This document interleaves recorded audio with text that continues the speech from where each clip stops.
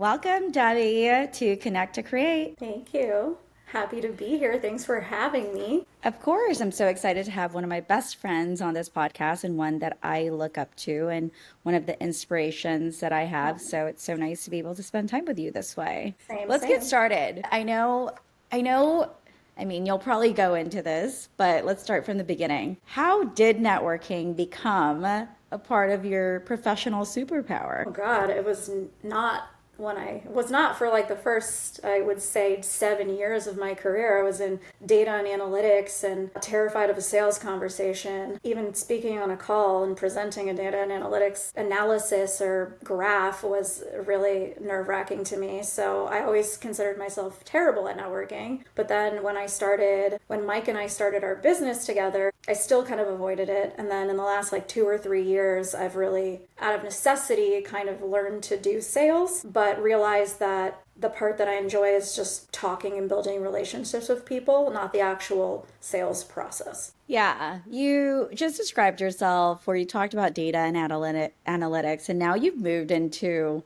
what you like most, which is being a people connector or a strategic connector amongst the community that you're a part of. What does that look like day to day for you? God, I don't know. I'm trying to get more involved in networking events. And when I say networking events, it's not to necessarily pitch my business, but it's more so to just meet cool new people that maybe have their own businesses that are doing amazing things and just, be around good people. I think that's the part of business that makes me excited is being around good people and helping good businesses grow. I think the people is key in that. Yeah, that it definitely makes a difference when it's a lot more intentional, which kind of leads me to the question about what is the difference between networking? There's surface level networking when you're just kind of going just to pitch the business, try to get something out of it, and very like opportunistic, I would say, versus intentional networking,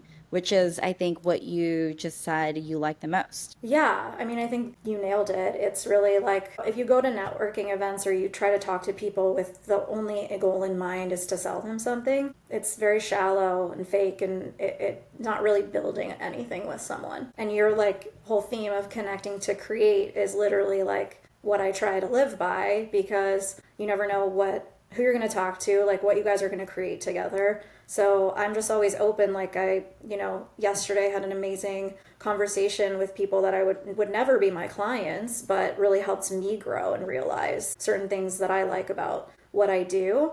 And I also like to be that sounding board for other people as well. Yeah, I can attest to that. You're really good at just listening and understanding and helping come up with solutions when needed. Give Oh, me an thank you. example. Yeah, of course. Give me an Oh, example God. of a time where you did go out and network. It was intentional, and now you've built that foundation or relationship, and it's become something very fruitful for you and your business or personally.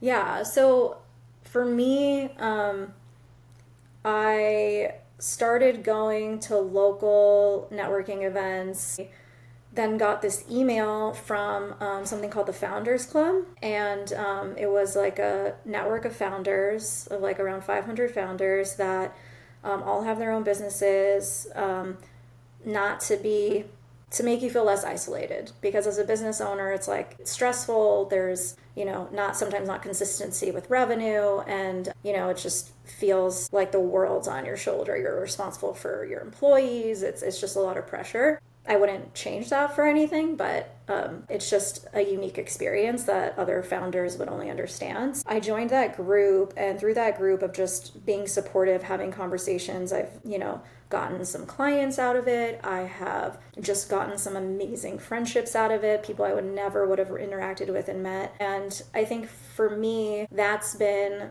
a very eye-opening experience. And so trying to go to more events with no expectation in mind, but just understanding that like I'm really loving this like in-person interaction. I'm working from home, I sit on my computer all day, like that's not fulfilling me. There's no meaning in that. Like jumping on a Zoom meeting is great, but really like being in front of people and like being real, like the no BS, like the no bullshit approach to just like let's stop the corporate whatever and like let's just be real people in front of each other and be honest. That's what I Yeah. love about networking. Yeah. I think you and I used to work together before. It's been a while since we have, but I am seeing Well, a yeah, let lot me of, ask you, you yeah, never would have thought that I would be like networking, correct? Like if anyone would like correct. networking, it would be you. You're always smiling and happy and communicative and talking to people. It's like if I from 5 years ago said, "Hey, Dreams, I'm going to this networking event. I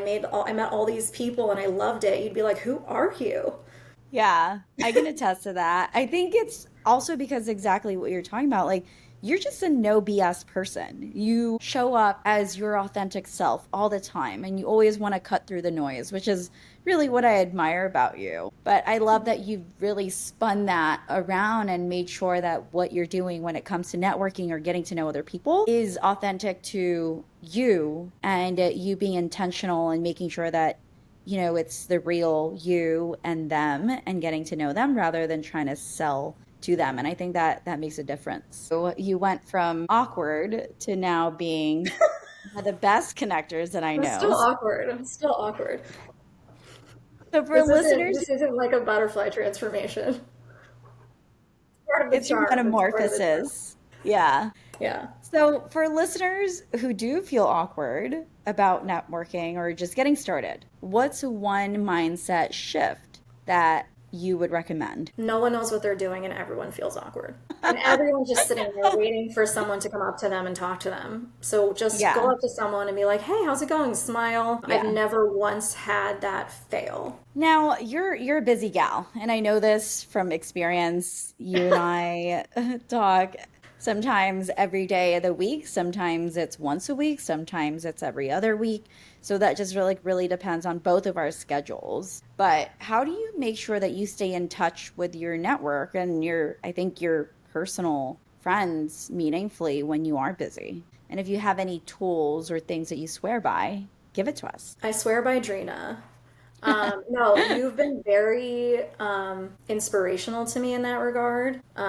Because I think you're also extremely busy and you do a really good job checking in and balancing. And so I really have learned a lot of that from you, which is great. But I think, it's the balance of like not constantly being on your phone so that you can focus on the task at hand versus like feeling, making sure your friends feel like you're responding in a timely manner and you're investing time. I think for me, the most important thing to me right now in my life is community and building community. And I think that's important from a business and brand standpoint as well. But even from a personal standpoint, it's just having a good community where people surround yourself with people that lift you up, that you lift up, that add value to your life in, not a monetary way in any way. And really just that's like joy to me. So I think I just make it a huge priority. In between calls, after a work day, before a work day, checking in with people, realizing if I haven't talked to them in a while, like the amount that people invest, the amount that I invest in people, like they invest in me, and that's the return, the friendship return, the ROI of friendship. We love that. Any tools? Do you have reminders? Do you just like have it in your head? Like, what are some things that help you Well, maintain I'm terrible with all of that? birthdays and dates. Yeah. So I put like everyone's dates, like your anniversaries in my calendar. So I know to say happy anniversary. Everyone's birthdays in my calendar. Sweet. Even with birthdays in my calendar, I literally miss the notifications. Like I missed my mom and my brother's birthday this year, and it's on the same day. So that was like an epic failure. So no one's perfect. It's not a perfect thing. No, I don't necessarily have reminders. I think my brain's constantly going a mile a minute, and so I'm already I think about everyone I care about at least once a day. And then I'm like, oh, when's Yeah. the last time I'd reached out? Was it yesterday? Okay, they can wait. I think about you at least twice a day. Well, you're beating me there. No, I'm kidding. All right. For other things in terms of just looking ahead, everyone knows AI has changed the game. How do you think networking has evolved in this age of remote work and AI as well? In like the communication style, what you see online, and just how you communicate now. I think the remote work has made networking so much better because when people are in front of Wow. people, they like want to be in front of people. It's not like I was just in an Yeah. office full of people and now I'm in front of other people. It's like for me, it feels very fulfilling to be in front of other people and talking because I'm sitting in front of no one all day and I'm like Yeah. talking to a computer. And I'm a huge fan of AI because the way I see AI is that it takes away the busy work of the things that I don't really want to be wasting my time doing, so that I can make more time for doing things like networking events and meeting people and having coffee and going to lunch with like local business owners and just like chatting. Now it's like I wouldn't have all that time without AI.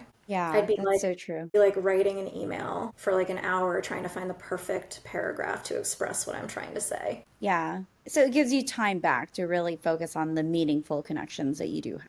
Yeah, for sure. And I Yeah, think like you can kind of tell when someone's like doing something authentically or if they're using AI to like communicate. definitely. You can totally tell. So I try to like not use it for like authentic situations. Yeah. And then, in other times I'm like this it's still like my voice. It Yeah. just makes life a little easier. What is your number one use case for AI right now? I don't know if I have a number one. I really use it to organize my life. Yeah.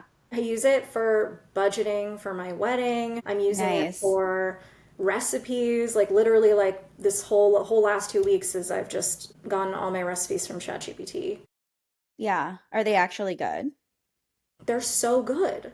I'm Really? honestly shocked. I'll be like, Wait, what and what recipe? I give I it can't so believe. much criteria. I'm like anti-inflammatory, good for your hormones, like nothing Wow. processed. Yeah, and it like some of the best meals I've ever cooked were in the last 2 weeks. I cannot believe I didn't know this before. Send me that recipe. Not I'll that I'll send ever you. make I'll it send because it you. just, yeah. But literally, Yeah, like send it to organizing my me. life, to-do list, keeping track of all that is Yeah. like really what I use it for. Yeah, I feel like the last time we hung out, anytime we had like a problem to solve or just like an idea that we wanted more input on, we're like, well, let's just ask ChatGPT, shall we? I think It's we're the new let's moving. ask Google. Yeah, exactly. It's no longer Google, and that is a fact. I think there are studies that show like people are more likely to now search and ask on ChatGPT rather than Google now. So for You marketer, are very good at ChatGPT. You yeah, gave me like one of the best prompts ever. Can you that share is that with one. can you share that with the group because that was amazing and I was like so shocked. But also it was like it's a little Yeah, scary how well ChatGPT knows me, but it's yeah. such a good tool to use for what you came up with. So can you tell everyone what it is? Yeah, it's a great prompt to just understand yourself a lot more. And Debbie uses ChatGPT a lot. And I think the different use cases that she has, whether it's personal, professional, I don't know how she delineates that in ChatGPT, but it's really just asking or prompting ChatGPT to talk about or I guess different opportunities, blind spots, gaps, and things about yourself in order to just understand like how you are. So I think one thing that came up for Debbie and even myself, for me, it's just like, hey, like you're moving too fast. It seems like you're working with so many stakeholders, you're getting stakeholder fatigue. Like, what can you do to streamline that? And Debbie, I think you got something around like you need to pause and celebrate because you're also moving too fast. Take the Yeah. wins. It's like the win happens and then you're like, okay, what's next? Because there's a level of anxiety about like, okay, like I got this win, how long is that going to last? When's the next one? It's almost like a high when you get a win, but at the same time, it's not sustainable. So definitely like taking a step back, slowing down, appreciating Yeah. where we've come from 2020 to now. It's been over 5 years and Yeah. how much we've grown and how much the business has shifted and just kind of like taking a moment to breathe and being like, wait a second, like I'm like really proud of this. Let's get into kind of like rapid fire questions now. All right, rapid fire. What's a piece of advice that you would give to your younger self about networking? Don't be scared. No one's going to bite you. That's a good one. All right, fill in the blank. Connection is, I want to say creation. I'll just take but it is. Connection is yeah. community. I'll say connection is Cool. community. I love that. And community is one of the most important things for you this year and beyond. All right, everyone remember, let's dish. So this is just like random question for Debbie, so we'll just like get one out for her. Ooh, what childhood memory still makes you laugh? I tend to only remember the bad things. I have to think about this. I think high school was when I would have like a party at my house, but I like no, didn't Ooh, drink and I was super responsible. So I was like the mom, but I was 16. And so I would like be taking care of everyone, but it's like my party. And yeah, it wouldn't even be fun. No, yeah. it's terrible. That's a hard one. I can't think of a childhood memory. Yeah, I could see that though. I definitely see that in you. I think you still do that sometimes. You have I that still like that will have a party at my house and be so concerned about everyone else having a good time that like the whole time I'm just yes. thinking I'm just making sure everyone's having a good time and I'm forget to have a good time myself. Yeah. Yeah. So I think it makes me laugh because I was always like that, even like as a teenager, where I was like, is everyone okay? Is everyone safe? Is everyone healthy? What's happening? Yeah, you're gonna have to remember that for your wedding. You gotta let go. People are having a good Oh, for time that, regardless. yeah. I'm like, Yeah. it's cost way too much to not enjoy it. Like I have to. Which, I'll be so mad. yeah. Yeah.